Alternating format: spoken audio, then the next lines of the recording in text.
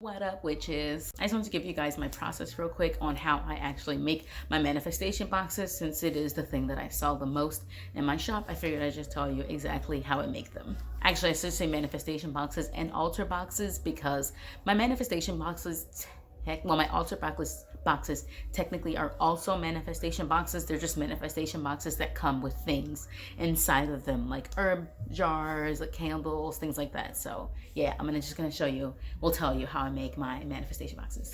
So I usually just start out with a couple of like pine, I believe they're all pine, a couple of pine just unfinished boxes. I have a bunch of different sizes. Some of them are like standard, like I have my 2x4x6, which is the biggest size that I sell, and then I usually have like a bunch of smaller versions of that. I have like a 4x4x2, I think, and then I have like I don't remember the other one. It's like a 2x4x2 or something like that. Then other than those three sizes, I have just like random ones, because I come across little mini wooden boxes in a lot of different places, and when I see them, I try to just snatch them up as quickly as I can, because I know I like to paint them and I know I like to sell them. And like I said before, there's nothing in my shop that I sell that I don't use myself. I actually started making manifestation boxes because I once made them for my family for Kwanzaa, and they liked them so much that they convinced me that I should start selling them. And that is actually how I ended up reopening this shop, because I did have this shop under a different name before, but it was like selling different things, and then I closed it down because I just wasn't feeling it anymore. But then once I started doing this, I was like, oh, I really like this. So that is how That Baby Witch came about. Well, at least the Etsy portion of it came about. So like I said, I usually just find pine boxes or just unfinished wooden boxes wherever I can get them. One of my favorite places is Hobby Lobby, but wherever I can get them, that's where I get them from. So the first thing that I do is I check for any imperfections. Obviously, before I buy them, I try not to get ones that have any imperfections, but I'm not always the best at like making sure that none of them have like completely no imperfections. So if there's anything where like a little bit of the wood seems like it's not sanded all the way, because these are unfinished boxes, so they're not like completely smooth, I just make sure I sand everything down, make sure it's all smooth, make sure there's no rough edges, make sure no one's gonna get a splinter. So I try to make sure everything's like all smooth before I get started with anything. After I make sure everything's all sanded and smoothed down, that's when I put my first base coat on. Now the base coat is the color that the box is going to be. Majority of the time I do use black. I enjoy the way the black boxes look with a stark white on top.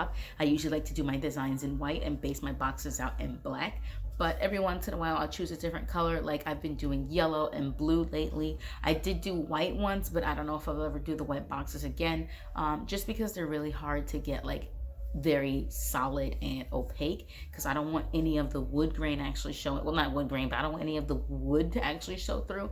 And when you paint it a lighter color, it takes a lot more coats to get it to be solid. And so when I did do white boxes one time, it took me a long time to make sure that it was like completely solid white boxes. So if I ever do white boxes again, it'll probably be only if it was requested, which is actually how I ended up doing the white boxes in the first place, because that was a like custom box order that one of my coworkers ended up not ending up buying, because she changed her mind about a couple of things. If it was a regular customer, I definitely would have had them pay for it anyways, because I had already started the process. But because I knew her personally, I let her go ahead and change her mind on a couple of them, and she decided to not go with the amount that she was going to get originally. So I had like these based out white boxes with nothing to do with them, and so I ended up just putting my own designs on them. Anyways, once I have them all based out in the color that I want, I usually let them dry overnight, because I just want to make sure that everything's like completely dry before I start putting any designs on them. Usually the next day I have to do like a second coat or come with any imperfections anywhere that didn't get completely covered, because like I said, I like these to be as opaque as they can be. Lately I've been doing some greens, so I mostly just have like black, like a golden yellow color, like a golden brown color, and then I have like a green and a blue, and those are the colors that I'm sticking with for now. I'll probably end up adding some more at some point, but things like reds and purples and pinks and stuff like that, that's not really my type of design or look that I'm going for with my boxes. Obviously, if someone wants that, I'll always do a custom order for them, whatever color anyone wants. But for me personally, when I think about the boxes that I want to make, they're just not those colors. They're more like earthy colors, I guess you could say. Besides the blue. I mean, I guess there's blue flowers, but you know, besides the blue. Now, if I'm being honest, once I have everything based out, I don't always put designs on them right away. Like I said before in my how I run my 3 businesses video, I tend to let the boxes decide what they want to be, or I let the designs come to me naturally. So I don't look at a box and just decide, okay, I'm gonna put a design on it right now. I need to figure something out right now. After I base them out, I leave them alone until a design comes to me. Usually that usually happens while I'm at work, and I'll just be doodling on a piece of paper, and I'll end up making like a rectangle or a square, and it'll end up turning into a really, really pretty design. And so that's usually what I end up using. Because like I said, I don't want to force the boxes to be anything. I don't want to like force any ideas. I don't like force myself to put something on it like immediately, which is why that my like stock doesn't always renew immediately, just because I like it to be a very natural process, and I like the designs to come out naturally, and I don't want to force any designs on any boxes. And I really do feel like the right person for the right, like the right time to put a design on the box will happen when it happens, because when I put that design on the box, the customer that's looking for it will get what they need to get. And for all of the boxes still sitting in my shop, because I've had boxes in my shop for a long time, some of them sell immediately, some of them just sit around for a while, and I never feel like, oh man, this design didn't sell, maybe I should take it down or anything like that. I just feel like this design is waiting for the right person to find it, and the owner of this box has not found it yet, and that is why it hasn't sold yet, because they just haven't found it yet. Now, when it comes to how I actually put the designs on the boxes, I actually use a jelly roll pen. So for the base, I use just acrylic craft paint just to base it out, and then when it comes to the actual design, to make sure I get the precision that I need, I use a jelly roll pen. I guess it's not really a jelly roll, it's like the Signo white pen. Okay, so it's the Uniball Signo white pen, and that's just to make sure I get the precision that I want, because my designs are so intricate sometimes, so I just want to make sure all the lines are where they should be and everything's exactly where it should be. And so that's why I use the pen and not like a paintbrush, because I'm not that confident in my skills to paint little tiny details like that. I mean, I do paint, but little bitty tiny lines and details like that, I just want to make sure I get them all correct. So that's why I use the pen for that. And most of the time I do put it on the box first in pencil, and then I go over it with the pen. But lately I've just been going straight in with the pen and just being confident about what the design is and just putting it right on the box, and it's been turning out pretty good actually. So I think I'm just going to be a little bit more confident about my designs and how I think they should look, and just go for it. Once I have my top layer on, or my design on top of the box, I usually just let it dry again for a couple of days. I just want to make sure everything is just like completely dry.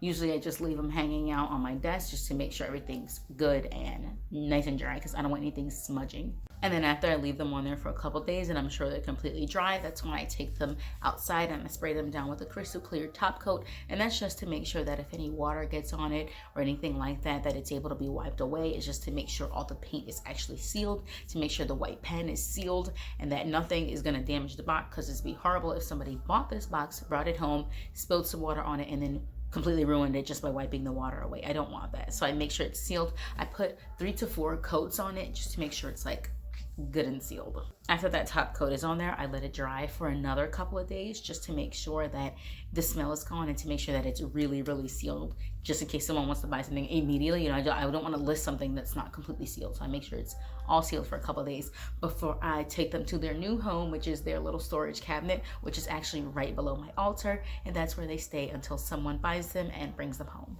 I keep all my finished boxes together, all my unfinished boxes together, and all of my half painted, not yet ready to go boxes together. I don't know, I feel like they should all be together with their little friends until they're ready to go to their forever homes. And that's basically where they sit until it's time to ship them off. If you want a separate whole doodad on how I ship everything off, on my shipping supplies, what it looks like when I ship them off, how I do all of my everything, I can do that. But this is not that. This is just an example of, well, not an example, this is just a show and tell of how I actually make all my manifestation boxes and exactly what I do with them. And like I said, it's a little bit of a process, because I just want to make sure that every box is, number one, not a replica of another box. I just want to make sure that each one is completely unique, and I want to make sure that I'm not forcing any designs, and I want to make sure that the designs come naturally. And I feel like when the box is ready for the design, it'll come to me, and that's what will end up on the box, and that the correct design will end up on the correct box, and the correct box will end up with the correct owner that's supposed to have it. Now, it's basically everything on how I make my manifestation / altar boxes. Anytime anybody asks me, I tell them all the time, they're really simple to make. You can find an unfinished craft box at literally any craft store. They're really easy to make, they're really simple to make, and a lot of the times people like to make them themselves because they feel like they're more personal to them. But just in case someone isn't as artistically gifted as someone else, or just in case someone feels like they need to find another one, or they just see a design that like really speaks to them, that is what my boxes are for. Or someone wants like a travel altar, anything of the sort, that's what mine are for. But I never try to make it seem like I'm the only one in the world that can make these, because if you want a manifestation box, you can make a manifestation box. They're simple to make, they're cute, and they're good to have. I use mine all the time. Okay, now that's all. Bye.